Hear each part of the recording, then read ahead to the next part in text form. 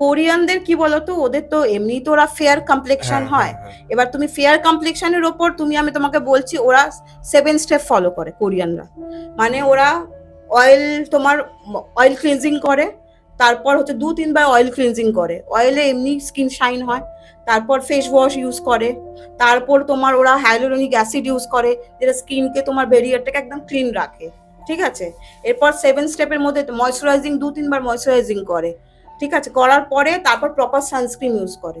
এটা উচিত আমাদের সবারই, আমাদেরও করা উচিত, ইভেন আমিও নিজে করি, আমি নিজে বলছি, ফেস ওয়াশ করে তোমার তারপর আমাদের তো অয়েলি স্কিন, নিয়াসিনামাইড ইউজ করি, তারপর ভিটামিন সি ইউজ করি, করার পরে ময়শ্চারাইজার করে তারপর সানস্ক্রিন ইউজ করি। এটা সববার করা উচিত স্কিনটাকে ঠিক রাখার জন্য। ওদের স্কিনের গ্লাস স্কিনের যেটা, এটা হচ্ছে গ্লাস স্কিনের ওদের এইটাই রেজাল্ট। তারপর ওরা একটু তোমার পছন্দ করে, দেখবে আমি দেখেছি ওরা কোরিয়ানরা একটু তোমার বিট বা দুধ এই জাতীয় দেখবে, এইগুলো দিয়ে বেশি ওরা ফেস ওয়াশ করার চেষ্টা করে, হ্যাঁ। বিটরুট দিয়ে দিয়ে দেখবে তুমি।